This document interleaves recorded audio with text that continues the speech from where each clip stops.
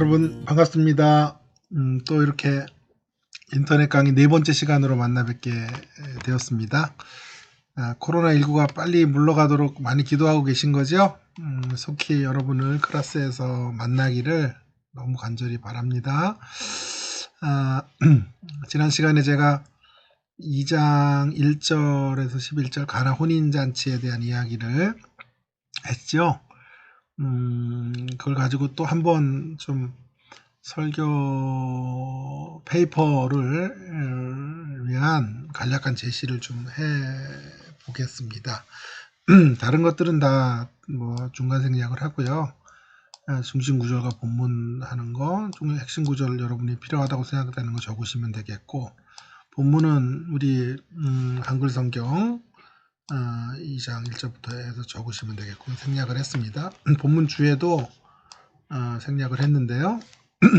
본문에 대한 모든 주의를 하는 것이기보다는 꼭 필요하다고 판단되는 이런 대목들, 문법적이거나 역사적이거나 신학적인 이해가 필요한데거나 언어 설명이 필요한데거나 혹은 뭐 번역상의 문제들, 또 아니면 그 본문을 해석해야만 설교를 만들 때 반드시 전제가 되는 이런 구절들이 있으면 간략하게 적는 것이죠. 지난 시간에 예제를 보시고, 본문 묵상에 대해서도 설교를 위한 착상을 지난 시간에 제가 여러분들에게 나누어 드렸기 때문에 그걸 다시 한번 참고해 보시고, 개략적으로 지난 시간에 했던 본문 설교를 위한 착상을 좀 이야기를 해본다면, 예수님께서 가나 혼인잔치에 이제 포도주가 모자란 인간의 상황 가운데 오셨고, 그분이 잔치가 중단된 자리에 잔치를 다시 풍성케 하시는 분으로 오셨는데, 유대인의 결례의 항아리 가운데 물을 채워서 그것이 변하여 포도주가 되게 하셨다. 결국 새 역사는 누구에게서 시작되는가, 이런 문제들. 유대인이 줄 수 있는 것들은 외적인 시스템이지만 예수님이 주시는 것은 내적인 진정한 변화라는 것을 이야기하는 그런 묵상을 했어요. 사실 제가 한 가지 더 하고 싶었던 대목은 뭐냐면 2장에서 강조점은 그런 예수님의 역할만이 아니라 거기 안에 인물들이 쓰여지고 있거든요. 마리아라든가 뭐 빌립이라든가, 아니 마리아가 빌립은 아니고요. 마리아가 그 부분에서 이제 포도주가 모자란 상황을 예수님에게 알리고 예수님하고 어떤 그런 실랑이가 살짝 벌어지는 듯 보여지다가 그 다음에 이제 예수님의 명령한 대로 하인들에게 명하는 이러한 내용들이 나와요. 그래서 그 대목까지 좀 연결을 한다면 설교가 어떻게 되어질까 하는 생각을 한번 이렇게 만들어 봤어요. 설교의 개요인데요. 제가 만든 설교의 개요의 제목은 이런 거죠. 일단 4번이 이제 제일 중요하겠죠. 4번, 3번과 4번이 제일 중요할 텐데 3번과 4번을 좀 잘 다루면 되겠는데, 3번은 이미 좀 했고 4번 설교 개요를 작성하는 것인데요. 이제 새 시대는 어떻게 오는가 제목이 이렇게 잡았습니다. 서로는 우리가 사는 옛 시대의 한계, 그리고 절규, 이런 내용인데요. 여러분, 이제 선거철이 다가오지 않았습니까? 선거철이 되면 모두 후보자들이 자기를 찍어주면 새로운 시대가 올 것이다 라고 말하지만, 여지껏 우리가 선거를 계속 치루어 왔지만 정말 우리가 꿈꿨던 새로운 세상은 오지 않았죠. 그래서 우리가 말하는 옛 시대의 한계, 태생적 한계가 있어요. 이 세상이라는 것이 그리고 인간은 모두 욕망 덩어리고 정치를 하는 분들은 그 욕망 덩어리들 중에 이제 정점을 찍는 사람들이라고 대부분이 물론 그 중에는 그렇지 않은 분들이 몇 있습니다만은 제가 보기에는 대부분 진영이 다를 뿐 욕망이라고 하는 인간의 죄성이라고 하는 것을 다 갖고 있고 그리고 그 권력의 맛들을 향해서 달려가는 이런 사람들이죠. 그들이 만들어내는 세상이라는 것이 한계가 있죠. 그래서 절교할 수밖에 없는 이런 현실들을 좀 이야기하면서 새 시대가 도래해야만 하는 필요성, 결국 새로운 시대가 이제 와야만 우리가 추구해가는 진정한 의미의 구원과 행복과 완성이 이루어진다. 이런 얘기들, 그런 것들의 필요성을 좀 예를 통해서 혹은 뭐 흥미로운 과정을 통해서 설명해 가는 것들이 서론의 역할이 되겠고요. 자, 전환호를 통해서 새 시대 그렇다면 주인공은 누구인가? 두 가지. 누구를 통해서 새 시대는 임하는가? 이제 그런 이야기들. 또 한 가지 이제 제가 첫 번째가 끝나면 다루려고 하는 건 누구와 함께 새 시대를 여시는가 하는 문제를 두 가지를 좀 다루어 보고요. 첫 번째로는 물론 예상하신 것처럼 예수님이 답일 것이고 두 번째로는 이제 예수님과 마리아의 관계에 대한 논의를 좀 해보려고 합니다. 자, 먼저 누구를 통하여라고 하는 것인데요. 잔치하는 하나님의 나라를 가지고 오신 예수님을 통해서 새로운 시대가 온다라고 하는 것은 지난 시간에 제가 설교적 착상으로 이야기를 했고 오늘 조금 더 이제 확대가 됩니다. 여기보다. 그러면 이제 착상도 조금 더 그런 대목을 좀 담아내야 되겠죠. 자, 사실은 혼인잔치가 열리고 하나님 나라에는 잔치의 그림으로 묘사되고 있고 포도주가 모자랐다라는 것은 타락이죠. 인간의 타락이 가져온 한계는 자원이 부족한 것이. 구속이라고 하는 것은 예수님은 그거 왜 오셨는가? 결국 그런 세상에 진정한 하나님의 나라를 회복하기 위해서 오신 거죠. 그래서 물이 변하여 포도주가 되게 하시는데 도랑아리 6개에 그 물을 채우게 되고요. 그 6개의 물을 채워서 포도주가 됐는데요. 어마어마한 양이라 그러죠. 왜냐하면 그게 유대인들에게서 이제 그런 음료라는 게 물하고 포도주밖에 없는데 포도주를 희석해서 먹었을 테니까 한 3,000명의 하객이 최소 일주일은 먹을 수 있는 그런 분량의 풍성한 양의 포도주가 만들어진 거죠. 예수님이 양적인 풍성함을 가지고 오셨다. 그런가 하면 이런 잔치를 주관하는 사람의 입에서 연 회장이 뭐라고 말을 하냐 하면 정말 이게 처음에 모든 잔치가 좋은 포도주 주고 갈수록 끝물이고 좋지 않은데 여기는 반대다. 한마디로 현대로 말하면 백년산 포도주를 꽁꽁 숨겼다가 주셨네요 라고 하는 이런 탄성을 자아내는 자리까지 나아가게 됐으니 질적으로 그 포도주가 얼마나 좋았는지 하는 것을 익히 알 수 있겠죠. 그래서 질적인 변화, 결국 예수님이 가지고 오신 하나님의 나라가 양적으로의 변화 혹은 어떤 세상에서의 우리의 삶 가운데 우리의 필요를 채워주는 대목들만이 아니라 내면적이고 이제 관계적이고 매우 근본적인 변화까지 예수님께서 손대시고 그것을 회복하시는 이런 모습이죠. 예수님만이 특별히 그런데 유대인의 결례 항아리를 사용해서 그 안에 물을 붓는 것이 유대교의 한계, 외적인 씻음을 넘어서 진정한 회복, 내적인 씻음을 가능케 하시는 분이 예수님이십니다.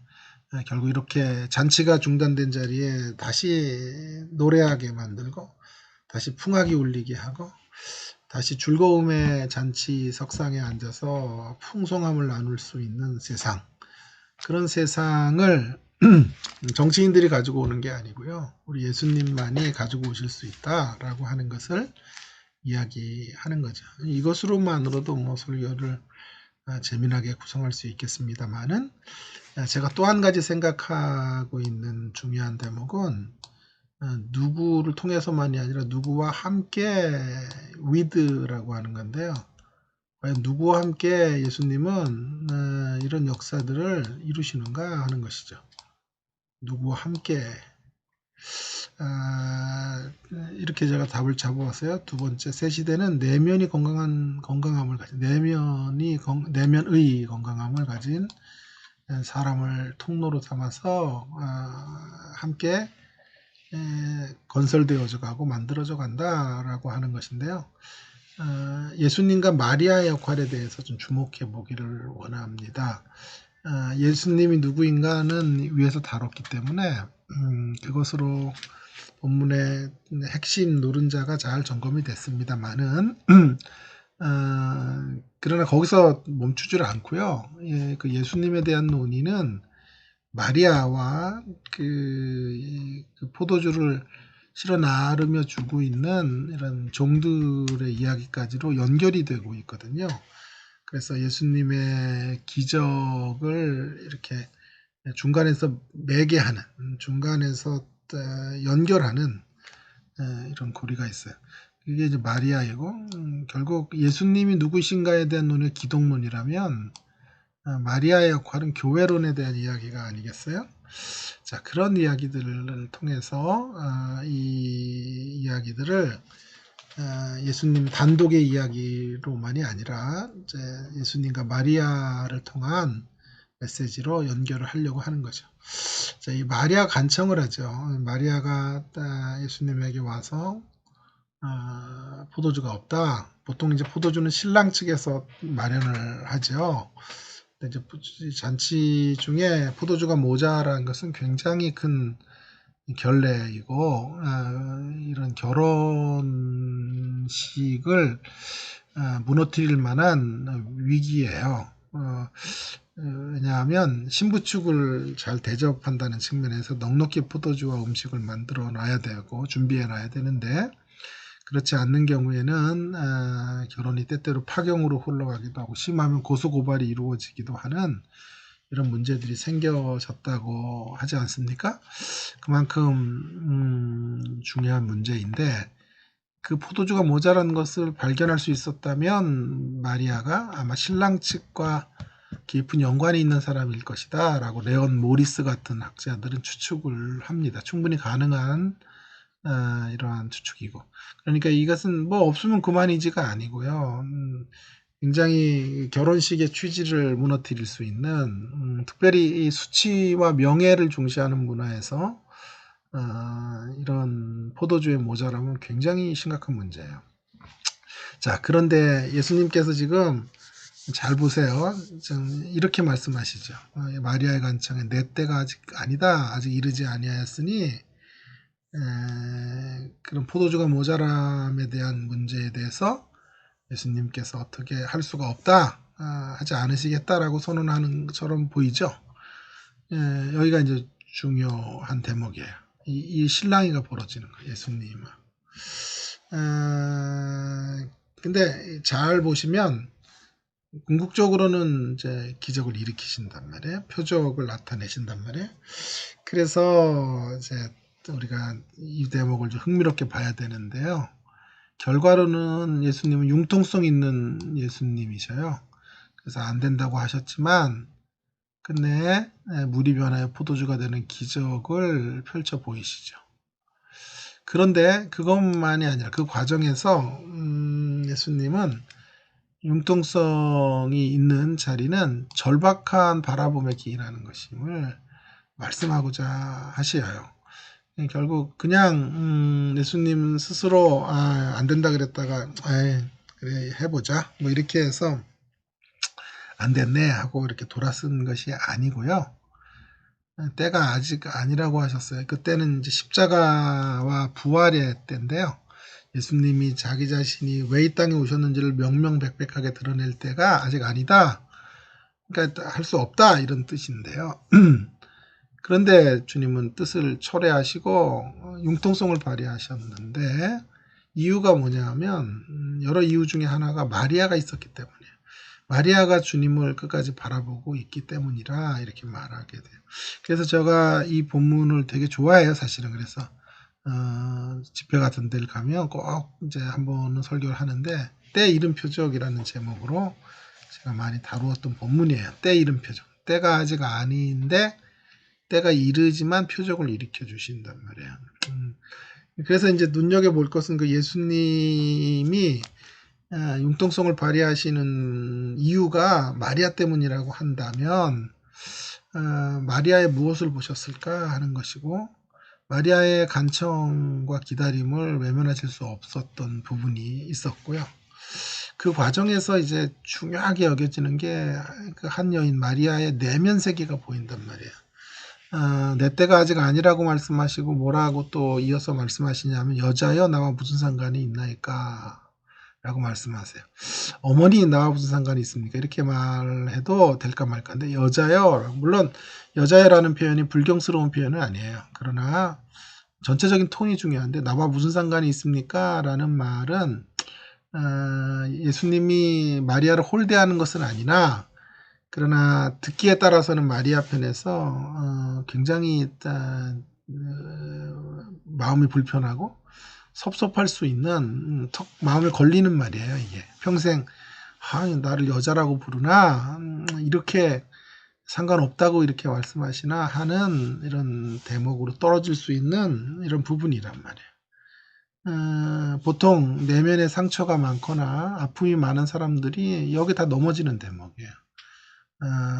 이럴 때 아주 좀 예민한 반응으로 반응하고 나를 여자라고 해? 이렇게 소리칠 수 있고 마음에 응어리를 가질 수 있는 이런 시점인데 마리아가 그렇지 않았다는 것을 알 수 있어요. 왜 그러냐 하면 그 5절에 바로 나오는 구절이요. 그의 어머니가 하인들에게 이르되 너희에게 무슨 말씀을 하시든지 그대로 하라 아니라 내 때가 아직 아니라고 하는데 마리아는 뭐라고 말하냐 하면 하인들에게 예수님 뭐라고 하시든지 순종하면 된다 이렇게 말씀하고 있는 거예요. 그러니 뭔가를 말씀하실 것을 알았고 예수님께서 함께 오셔서 이 역사 속에 일하실 것을 여기에 자리에서 역사하실 것을 알았단 말이에요. 그러니까 우리의 내면이 아픈 사람들이 제일 넘어서기 힘든 대목. 그러니까 거절감이나 이러한 어떤 지적을 당하고 예수님 약간 지금 공적인 일과 사적인 일을 구분하면서 마리아를 향해서 말씀하시는 것들을 그녀가 넘어서죠. 열린 마음의 소유자에게 새 시대가 제일 먼저 경험. 그래서 마리아가 이 역사가 이루어지는 것을 통로로 서 있게 돼요. 그러니까 이 기적이 일어나서 제일 기뻤던 사람은 사실은 연회장도 아니요, 종들도 아니요, 사실은 잔치에 참석한 사람도 아니에요. 마리아였을 거예요. 그리고 새 시대의 물줄기를 전달하는 파이프라인으로 삼은 거죠. 우리가 이렇게 내면의 강건함이 중요한 거예요. 내면이 삐끼지 않는 거죠. 하나님의 말씀 안에서 우리 자신들이 넘어지지 않는 거죠. 신앙생활 하다 보면 저럴 때 넘어질 것 같다 그러면 꼭 넘어져요. 성도들이. 넘어지지 말고 넘어서야 되죠. 그러니까 넘어서는 모습. 그게 이제 내면이 열린 사람들의 특성이죠. 내면이 하나님의 치유를 경험한 사람. 이런 사람들이 새로운 시대의 주인공이 될 수 있는 거예요. 우리가 성장을 못하는 이유는 바로 내면의 문제인 거예요. 예를 들어 내면의 문제를 컵에 비유한다면 컵이 닫히면 은혜의 소낙비가 내려도 은혜를 못 담아요. 컵이 열려 있어도 그릇이 조그마면 은혜가 고작 그거밖에 안 된다 그런다고. 하나님의 은혜는 광대한데 내 내면의 그릇이 좁아서 그래요. 내면이 넓으면 크면 하나님의 은혜가 저수지에 담기게 되는 거예요. 대양과 같은 내면을 가지면 그 대양 속에 하나님의 은혜가 전달되어져서 춤추며 살 수 있게 되는 거죠. 새 시대는 누구와 함께 이루시는가? 이렇게 내면이 강건한 사람들과 함께 새 시대는 세상 속으로 확장되어져 가고 있다는 거죠. 결론입니다. 선거철이에요. 여당이 이겨야 새 시대가 올까요? 아니면 야당이 이겨야 새 시대가 올까요? 모두 아니에요. 그럼 군소정당이 이기면 새 시대가 오나요? 우리가 그토록 바라는 평화와 번영의 세상이 말입니다. 역시 아니죠. 그 어떤 정치 세력으로도 임하는 것이 아니에요. 이것으로는 불가능해요. 만약 이것이 가능하다면 그것으로 가능하다면 우리 정치의 목숨을 걸어야 돼요. 그러나 그렇지 않습니다. 옛 시대 안에서 몇 개의 자리들이 이리저리 이동한다고 해서 희망이 생기지 않아요. 오직 새로운 시대가 도래해야만 진정한 희망이 있어요. 우리가 영원한 하나님 나라에 주목해야 되는 이유가 바로 여기 있어요.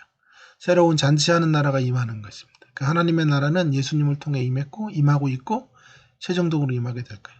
그분이 영접되는 곳마다 어둠이 물러가고 빛과 새 생명의 기운이 약진하게 될 거예요. 그러나 그 새 시대는 그저 아무렇게나 적용되는 게 아니에요. 새 시대를 누리는 주인공들로 살려면 진정한 새 시대의 주인공 앞에, 예수님 앞에서 내면의 수술이 이루어져야 돼요. 기독교를 내적인 종교로 배운 사람만이 새 시대의 물결 속에 헤엄칠 수 있는 생내적 자아의 한계를 넘어섭시다. 상처를 그분에게 내어드리고 건강한 자아의 사람으로 새 시대의 통로가 되는 일에 아름답게 쓰이는 우리가 됩시다. 그렇게 설교를 간략하게 얘기할 수 있겠고 요약을요. 적용은 지난번에 했던 거랑 똑같고 이것에 근거해서 설교를 만들면 되겠습니다.